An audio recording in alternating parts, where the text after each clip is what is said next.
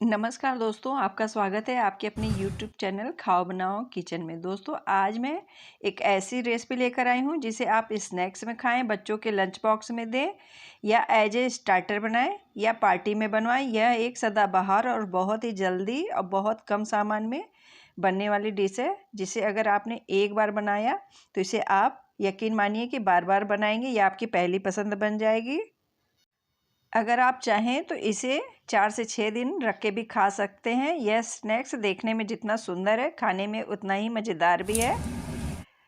तो चलिए हम इसे बनाना शुरू करते हैं। तो सबसे पहले हमने एक बाउल में 1.5 कटोरी मैदा लिया हुआ है। उसके अंदर हमने 1/4 चम्मच नमक मिलाया हुआ है और 1/4 चम्मच ही कलौंजी को डाल के सारी चीज़ों को मिक्स करेंगे। इसके बाद हमने 4 से 5 चम्मच देसी घी को पिघला करके लिया हुआ है मोयन के लिए। इसे हमने मैदे के अंदर मिक्स करके अच्छे से मिला लेना है। आप चाहें तो तेल की भी मोयन लगा सकते हैं। इस तरीके से जब मोयन बाइंड होने लग जाएगी तो ये परफेक्ट मोयन है। फिर इसके बाद हम इसमें थोड़ा थोड़ा सा पानी डाल करके इसका एक हल्का सा सख्त सा डो तैयार करेंगे। तो आप मोयन तेल का भी लगा सकते हैं, लेकिन देसी घी का मोयन लगाने से इसका टेस्ट बहुत अच्छा आता है। इसके बाद आप इसे फ्राई भले ही तेल में करें तो भी टेस्ट बहुत अच्छा आएगा, मोयन अगर देसी घी की रहेगी तो। फिर इसका डो लगाने के बाद इसे हम 10 मिनट के लिए रेस्ट के लिए ढक के रख देंगे। तो डो मेरा तैयार हो गया है। अब हम बनाएंगे स्टफिंग। तो इसके लिए हमने अपनी आंच पे एक कढ़ाई चढ़ाई हुई है। उसमें डालेंगे 2 से 3 चम्मच तेल और इसके अंदर डाल देंगे 1 पिंच हींग टेस्ट के लिए और साथ ही आधा चम्मच राई और आधा चम्मच जीरा डाल के जब दोनों ही तड़क जाएगा तो इसके अंदर 1 चम्मच डालेंगे लाल मिर्च का पाउडर और 2 हरी मिर्च और 1 इंच अदरक के टुकड़े को हमने कूट के डाला हुआ है। इसके बाद हम 1 चम्मच हल्दी पाउडर डाल के सारे मसालों को 2 सेकंड के लिए पका लेंगे बढ़िया से। और जब पक जाएगा तो इसके अंदर हम डालेंगे 1 चम्मच धनिया पाउडर और साथ ही 1.5 चम्मच हम खटाई के लिए अमचूर पाउडर डाल के इसे भी मिक्स कर लेंगे तेल के अंदर में इसी समय। और साथ ही में अब डाल लेंगे इसके अंदर हम स्वाद के अनुसार नमक। सारी ही चीज़ों को हम तेल के अंदर ही डाल के मिक्स करेंगे, जिससे कि आलू को हम मैश करके डालेंगे तो आलू के अंदर सारे मसाले अच्छे से मिक्स हो जाए, इसीलिए हमने इसी समय सारे मसाले डाल दिए हुए।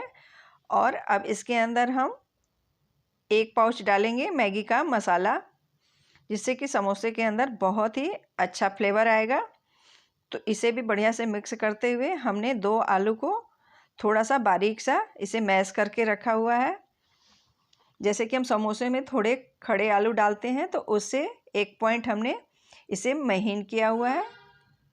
एकदम खड़ा आलू इसके अंदर नहीं जाएगा, तो इसे थोड़ा सा महीन करेंगे।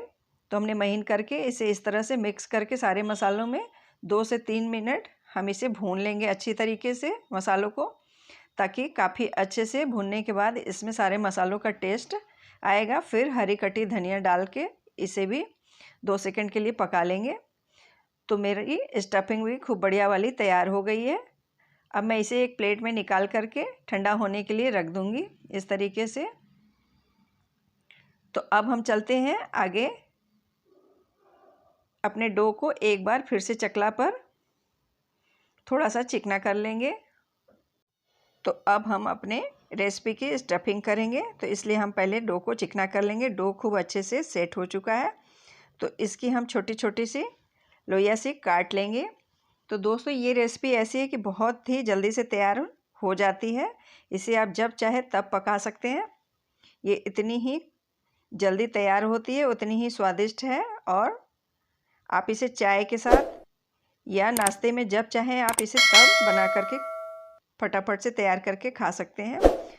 तो इसे हम बेल लेंगे और इसे हम बिल्कुल ही पतला सा बेलेंगे। तो सारी ही लोइयों को अगर हम एक साथ तैयार कर लें तो बहुत सही रहेगा, क्योंकि ये तैयार करने के लिए एक एक लोई को तैयार करके स्टफिंग करने की ज़रूरत नहीं है। एक बार में हम बड़ी इसकी रोटी बना करके सारे ही लोइयों की रख लेंगे, तो एक साथ ही इसकी स्टफिंग हम कर लेंगे। तो इसे हमने पतला सा बेल लिया हुआ है। इसके बाद हमने ली हुई है सेजवान चटनी, और जो हमने इसकी लोइया बेली हुई है इसके ऊपर हम चटनी सेजवान चटनी फैला लेंगे चारों ही ओर, पूरे ही रोटी पर इस तरह से लगा लेंगे। और इसके बाद जो आलू की स्टफिंग तैयार की हुई है इसे हम फैला लेंगे खूब बढ़िया से, सारे ही रोटी पर इस तरीके से फैला लेंगे खूब अच्छे तरीके से। आप देख सकते हैं इसमें आलू हमने थोड़ा बारीक ही इसको मैश किया हुआ था, लेकिन थोड़े थोड़े खड़े भी हैं। इसके बाद हम दूसरी रोटी इसके ऊपर इस तरीके से थोड़ी सी बड़ी साइज में, नीचे वाले से थोड़ी सी ऊपर की साइज हल्की सी बड़ी रखेंगे और रखते हुए इसे ऊपर में चारों ओर से इस तरह से दबा देंगे। इसके बाद हम इसे हल्का सा इस पर बेलन चला देंगे जिससे कि सारे मसाले ऊपर वाली रोटी में भी अच्छी तरीके से चिपक जाएं। और इसके बाद हम इसके चारों ही कोनों को काट के निकाल लेंगे, जिससे कि ये बिल्कुल ही एक साइज का है, तो इसलिए इसके चारों ही कोने हम निकाल लेंगे इस तरीके से और इसे एक स्क्वायर का शेप दे देंगे। और इसके बाद हम इसे जैसे कि नमक पारे वगैरह काटते हैं बिल्कुल ही उसी तरीके से इसकी पट्टियाँ सी काट लेंगे एक साइज की। तो इसकी पट्टियों को हम बिल्कुल ही हल्के हाथों से काटेंगे क्योंकि ये आलू की स्टफिंग है और नीचे में चटनी भी है, तो इसलिए इसे हल्के हाथों से ही काटें, नहीं तो मसाले थोड़े ऊपर आने लग जाएंगे। तो इस तरह से सारी पट्टियाँ निकालने के बाद एक एक करके हम इसकी पट्टी को उठाएंगे। मैं दिखा रही हूँ आपको एक उठा करके भी।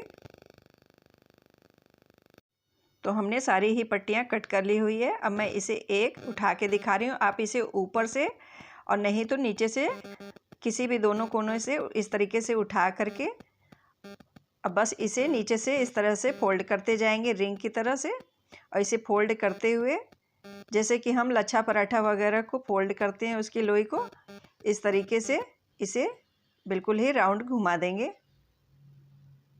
और इसके मुंह को बंद करने के लिए किसी लेई या मैदे वगैरह से चिपकाने की भी ज़रूरत नहीं है। ये बिल्कुल ही फूल सा बन के तैयार हो गया। इसे हम हल्का सा ऊपर से प्रेस कर देंगे।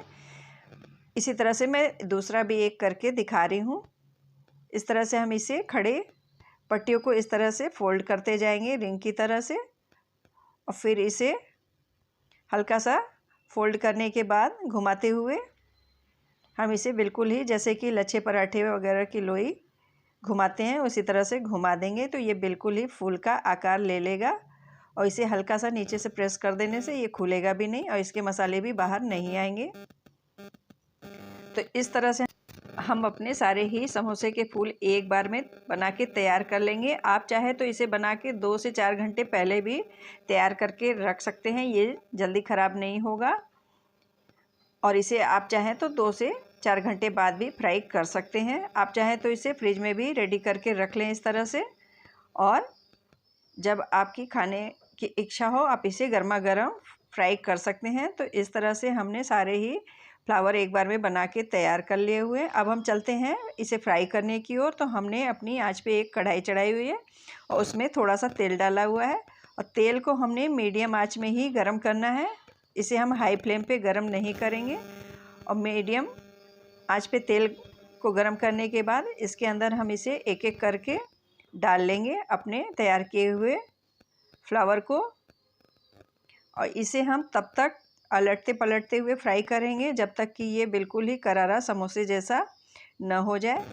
तो इसे हम मीडियम टू लो आंच पे फ्राई करेंगे। तो ये एक साइड से थोड़ा सा लाल हो गया, तो अब हम इसकी साइड पलट देंगे। तो इसे हम साइड पलटने के बाद आंच को बिल्कुल ही लो फ्लेम पर कर देंगे, जिससे कि ये खूब अंदर तक अच्छे से इसके मसाले पक सकें और बिल्कुल ही करारा करारा से ये हो सके। तो एक बैच को पकने में कम से कम 10 से 12 मिनट लग जाता है इससे क्रिस्पी होने तक। तो इसे हम इस तरीके से बिल्कुल ही क्रिस्पी होने तक इसे फ्राई करेंगे। तो मैं निकाल के भी आपको दिखा रही हूँ कितना बढ़िया और कितना सुंदर दिखाई भी दे रहा है और बिल्कुल ही क्रिस्प सा। तो इसका हम एक्स्ट्रा तेल निकालते हुए थोड़ा सा टेढ़ा करके करछी को इसे बाहर निकाल लेंगे। इसकी मैं आपको आवाज़ सुनाती हूँ एक प्लेट में डाल के, ये कितना क्रिस्पी है। इसी तरह से हम अपने बाकी के भी बचे हुए फ्लावर को तैयार कर लेंगे। बिल्कुल ही सेम तरीके से इसे भी क्रिस्पी होने तक फ्राई कर लेंगे।